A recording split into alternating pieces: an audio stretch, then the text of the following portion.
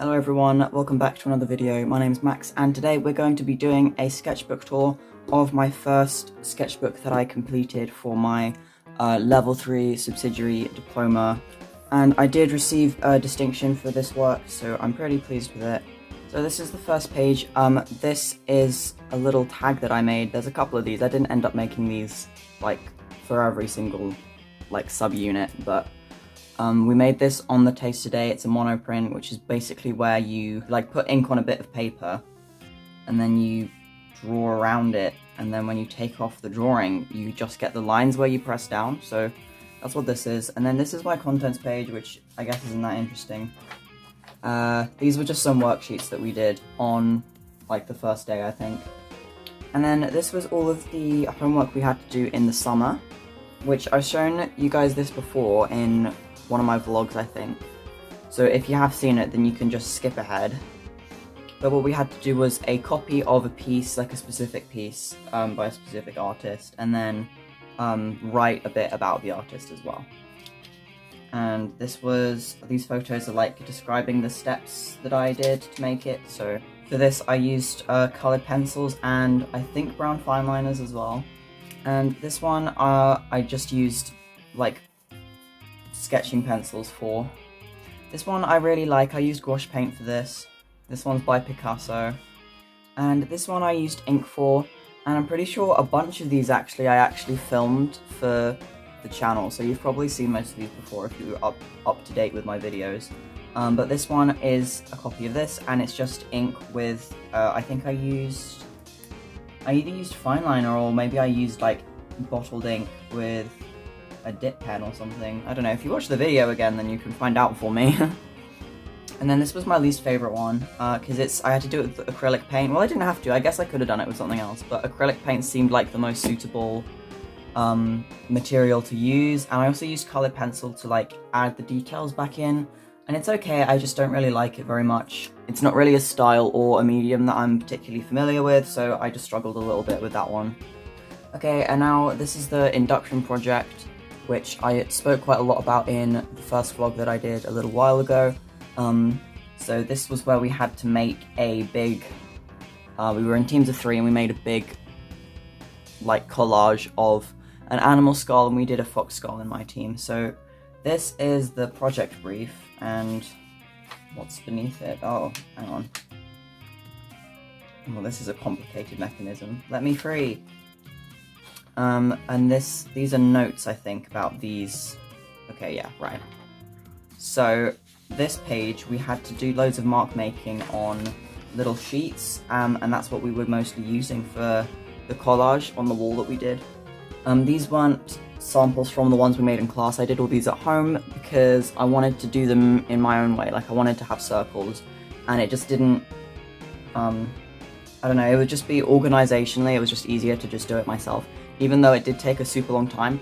And I can't remember what the minimum amount we had to make was, but I'm pretty sure I made like the most of everyone in my class, because like every time he went through someone's work, he'd be like, you know, you've only done 16 and the biggest amount we've had is 28, or however the heck many there is here. I'm not going to stop and count, but yeah, not to brag, but okay. And this we actually got, I saw this on the Google Classroom or whatever as a thing we had to do, but our teacher hadn't said anything about it in class, so I was like, I'm just gonna do it and we'll see. And so I like printed all the pictures off and I wrote all the notes, and I made this cute little thing here, which is quite cute. I like that. And then he just gave us this as like a sheet anyway, and it's like, well, I'm not that disappointed because I really like this page and I think it's really cute, and I'm glad that I spent time on it. Because everyone else has like a sheet that's just like a table with pictures and text, but I've made something cool. Okay, so this is the fox skull. These are pictures from, my teacher has like a collection of skulls, and that's what we were using. So this is like a contact sheet for that. And then these are some photos that I took. And then this is a tonal study, which I did with brown colored pencils. And I'm really proud of that. That's one of my favorite bits that I've done. And then this is me describing the process of how we made it. So each photo has like a description behind it of like what we had to do. They open like that, yeah. So things like we used like tissue paper and masking tape to make a kind of raised element here for the jawbone, I guess. And also for some of the teeth, and we made like a kind of necklacey looking thing. I'm getting deja vu as I'm explaining this. I feel like I've explained all this before. I'm not sure. But yeah, we stuck loads of mark making stuff down, and we made sure it was like black around the edge because the skull was mainly white, and so we thought if we had like a gradient background of black to white, then it would help the skull in the middle to stand out a bit more. And then this is my final evaluation about that, which I just wrote about the process of doing it, what was good, what was bad. I wrote about the kind of meaning behind it, so we would there's this kind of fairy tale, I guess, of this fox called Reynardine who like kidnaps people and I think eats them or something. So that's what this fox was supposedly about. That's what these little handprints is meant to be, people being like dragged off to get eaten, and then the jewelry and this that we made was meant to be like the belongings of the people that he ate. So cheerful stuff.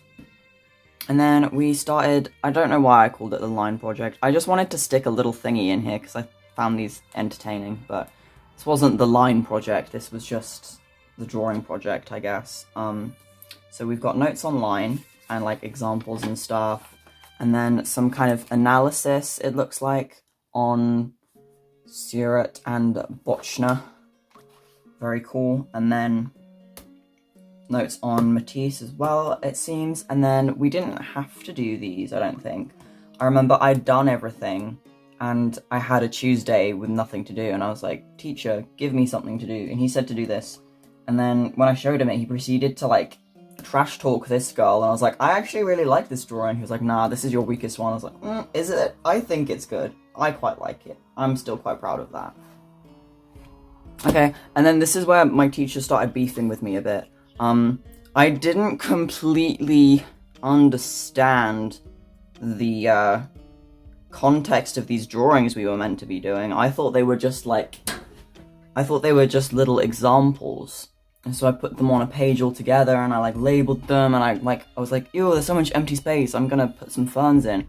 But no, they were meant to be like standalone pieces that were like on their own on a page, and I'm like, well, they're kind of simple and stupid looking, so I didn't see that and think, ah yes, final piece. Yeah, I do get it though. My teacher was like, these little ferns are stupid, and I said, okay. So yeah, there's a couple more pages that have little ferns on because he didn't see my work until after I'd made them all, but yeah, whatever. So we would get these handouts in class about the artist, and I would just chop them up and spread them out a bit, because most people had a smaller sketchbook, so they would just stick it in, but I've got this massive sketchbook, so an A4 piece of paper would look stupid if I didn't chop it up and move it around and stuff. So these three that I'm showing you, they're like artists that use line in different ways, I guess. So this one was line and tone, so that's what's going on here, and he wanted us to use tone in just like a specific little area, like how this guy's examples were. And I thought this guy was really cute. Do you guys agree? Do you think this guy's kind of gorgeous? I would talk to my friends about it and they'd be like, no, shush. And I'd be like, okay, I think he's cute. But yeah, again, with the ferns, my teacher didn't like that. And then this is the last one, which was a continuous line drawing, and I quite like this one. Adding tone by like scribbling in the little areas. These were the examples that we were meant to be copying from. Okay, and now these are some notes on Memento Mori and Vanitas and stuff like that. So more of like a thematic focus. We've done a couple lessons that were kind of writing lessons. Oh no, this is coming off. Goodness me. Okay, don't peel that. In the art course, sometimes we're doing art, but quite a lot of the time we're doing, well, we were at this point, we mostly just do art now, but we were doing quite a lot of notes about themes like this or about techniques and stuff. But often we would get these notes printed out and we would just we'd get an image like this one, and then we'd have to write about it. And we'd often do that like as a class on the board, so that wasn't that difficult. So again, yeah, some notes on shading and stuff. So these were exercises we did in class, but we really weren't given enough time, so I had to finish this at home. We were had these hands printed out, and we had to use these different shading techniques, so tick hatching and basket weave hatching, for example. And then we had more notes given to us about different artists. So we've got Dürer and Leonardo da Vinci here.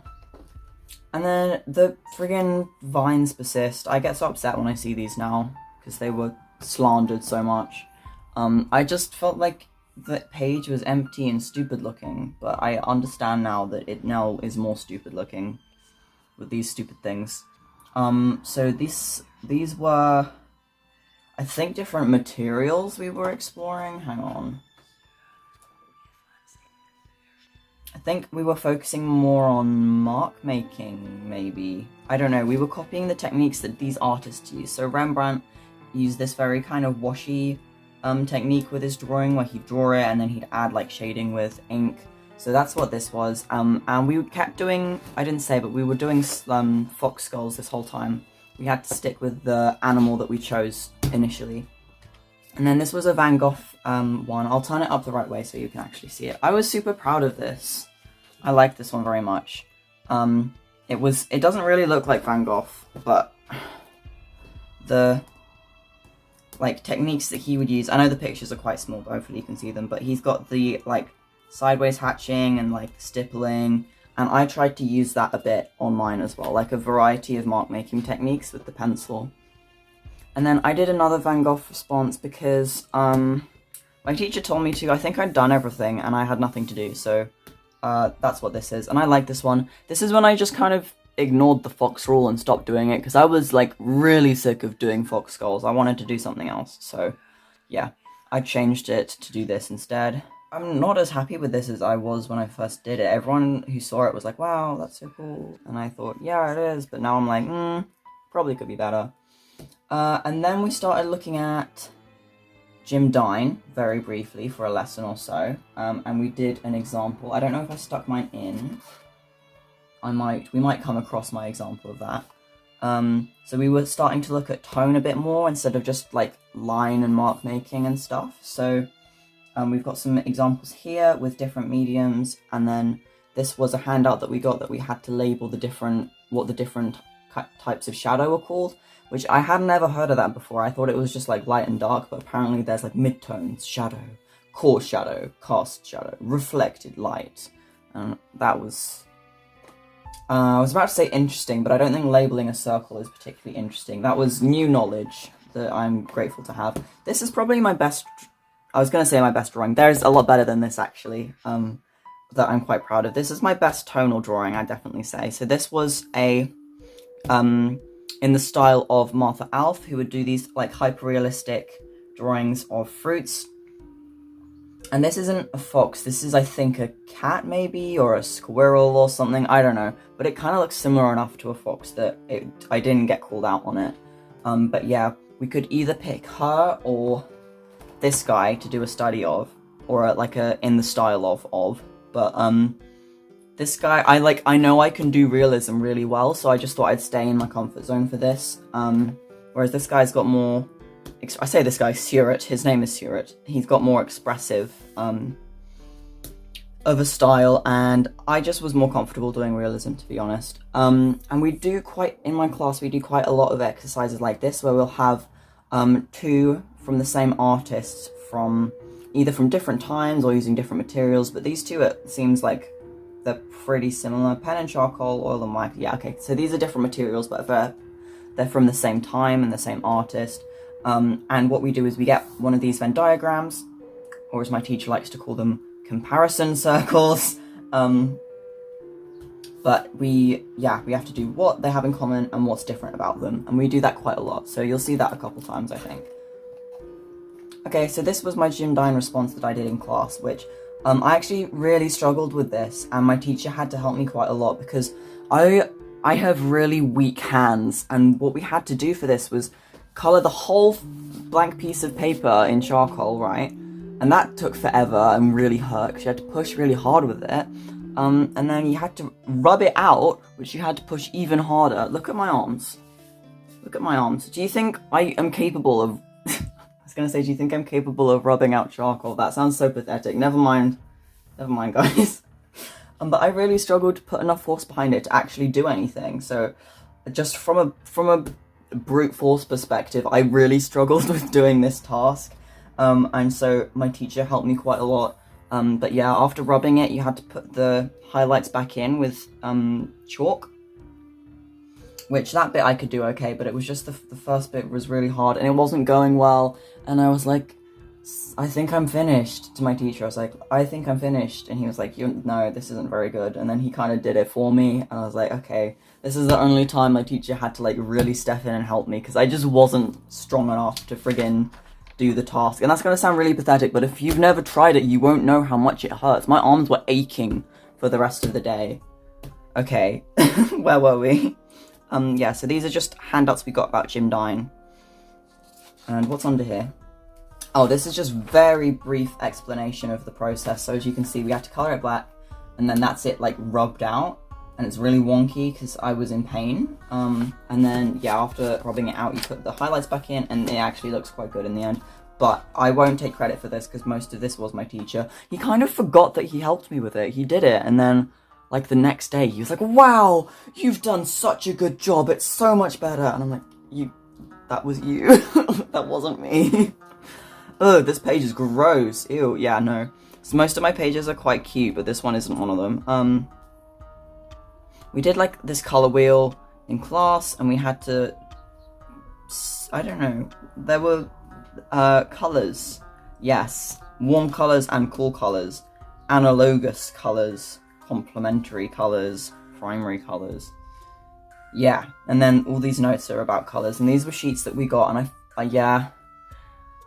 This isn't a cute page. Let's just move on. Let's just move on, guys. I'm sure you know your colours. And then this is Fauvism, which... these were just notes we were given in class. I didn't write any of this. And I just stuck it over a background. I think I made with gouache or maybe watercolours. I'm not sure. But this is mainly about Matisse, I think. Because we then did a oil pastel drawing, which I didn't really like this very much. And my teacher still hasn't seen this. I did this ages ago. Some pictures there. But yeah, I did this at home because I wasn't there that lesson, because I also do, so I do this level 3 course, which is worth 3 A levels, and then I do a 4th A level on the side, so I do classics, and so for some of the lessons I'm not there because I'm in my other lesson because they clash. So I wasn't this was one of those lessons where I wasn't there, so I had to do this at home. And yeah, most people's that I saw from class were much better. I don't like this very much. It's kind of grim. But I'm pretty sure I did this in a video. A lot of this work is from videos because I just couldn't make a video and do my art as separate things. I had to do them the same. But most of this, I think this is the final one that was filmed. And the rest of this is all new stuff that you guys haven't seen. But this is another one of those Venn diagrams. So we were comparing... what were we comparing? Hang on. I think these two, yeah. So this is the same artist, but from different times. So you can see 1896, 1906, so that's 10 years difference. And then this is more of a realism style. This is more Fauvism. So that's what this was. It was like a comparison of the two different styles, I guess. So this is where we get onto me being able to do my own ideas and having my own project that I was working on. This is my drawing project. So for this, basically, you just had to do a drawing of anything using any drawing materials. It was like a really open-ended project. So this was my kind of ideas page. So let's start here, I guess. So I have photos that kind of relate to the idea that I wanted to do.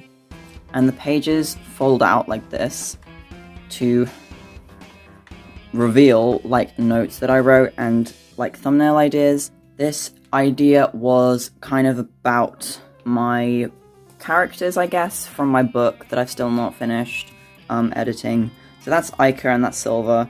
And these are notes about that. It's kind of just about transformation, I guess, which metaphorical something or other, I'm not sure. There was thought behind it. I did this a long time ago, guys. This was like November. I can't remember. Okay, so this is my book again. So this was, you know those illustrations I did? I did a video, or maybe several, about illustrating my book. And they're kind of in this kind of style, so I thought I could do some drawings like this, but I thought that wouldn't really show off my skills very well. So in the end, I ended up going with this idea up here. These are two separate ideas, okay, that's why they're different colors, obviously. Okay, so Labyrinth of the Uncanny, these two were kind of on par. I really liked this idea as well. So this is kind of meant to be like a surrealist landscape kind of drawing, I guess. It was about my book, I guess. So this is kind of what it looked like. It looked slightly different to this, but this was like my first idea of what I could do for my final drawing. I started doing research on my own artists that I thought were relevant, so I picked Chris Riddell because he's an illustrator of books that are kind of similar to mine, so like kind of darker fantasy books, mostly children's books though. My books are not really for kids, it's kind of like a 13 plus, I guess, kind of book. And I did a copy of one of his, so that's this one here, and then my own one in my own kind of styles. And then this is Paul Arago, which is an artist that my teacher asked me to look at because he thought it was relevant to my project, which I did quite like researching her. This is a copy that I did. I'm so proud of this one. It's not a style that I'm normally working in, but I think, like, I did this with oil pastels, and oil pastels are pretty hard to work with. This is the original one, and I've got, like, almost exactly the same colors and everything. I'm, like, really, really proud of this drawing that I did. And did it take me long? I think it did take me quite a long time, actually. And then I'm not so pleased with this one here. I'm pretty sure I did this on camera. Hate this. It's so bad. It's like, why is he wearing a Superman costume? And why? It's just not very good, okay? I don't like it. I much prefer this one. We're just gonna move on from that. Okay, and then this is Marco Mazzoni, who is also an illustrator, but also just a general artist who makes his own pieces, but he has illustrated kind of fairy tale type books before. This is the piece that I did a copy of, which pretty spitting image, I'd say, of his. I think that's really successful as an outcome. And then this was my copy, so this is my character Raven, and it's in the same style, so that's why his eye is missing. It's not because I just couldn't be bothered to do his eye. But I really love both of these. I'm really proud of them. And my teacher quite liked them as well. For these, I just used colored pencil, and that's my main medium, which you guys probably know that. I've talked about that before, I think. Okay, this is my statement of intent, and then these are examples that I decided to stick in, because I had loads of pages left and I wanted to fill some space up, so these are examples of illustrations that I've done before, so some of these might be the ones that you saw on the channel, me drawing before, but most of them I've done kind of in my own time, so they're kind of in order of the chapters, so yeah, if you want to know more about my illustration process, then I'll link it here, I guess, because that could be a useful thing to watch, if that's a topic that you're interested in. Goodness me, the horror. So this is, you can't really see it, it's very faint, because I did it in pencil a while ago, so it's kind of faded a bit. But this was the kind of first version of the idea, I guess, the second version of the idea. So it's like this kind of elliptical, twisty shape, and each kind of component is a different kind of metaphor, I guess, that kind of relates to the story. And then over here is me doing practice drawings of the different elements that I'd have to include in my final piece. Okay, so this is a photograph. Like, I made this on Ibis Paint, where I basically just got different pictures off of Pinterest. And this is me, actually. The arms here, these are my arms. I just put a different person's head on it. This is the only photo that I took of my own accord, and the rest of these are just photos I found from Pinterest. And I edited them together to make, like, a mock-up of how it was supposed to look. And, like, I wrote a bit about that, and then this is the process of doing the actual drawing. So these are, that's, like, the sketch, partway done, the whole way done, of like, I did one page per section. This is probably my favourite section that I did, the one of Raven and Ica. And then the hands are quite good too. This is the final outcome evaluation. So with the final evaluation, you basically just talk about how you did it, why you did it, what was good and what was bad, things that need improving, meanings and messages, techniques and processes, that kind of thing. And then this is the last page. This is a photo of my final piece. And I was really proud of this. And yeah, like I said, I got a distinction for this piece, and so if you wanted to do a level 3 art course like this one, this is the kind of standard of work that you need to be achieving in order to get a distinction, which is the highest grade. But yeah, thank you very much for watching. I hope you found the video useful. I've got more sketchbook tours on the channel, but they're not as good as this sketchbook because I did them when I was like 14, so they're a little bit rubbish. But I have 2 more sketchbooks that I've done at school, and they're super close to being finished, so I should be able to get videos of those uploaded soon. So yeah, if you enjoyed it, then definitely look out for those videos, and I hope to see you in the next one. Bye!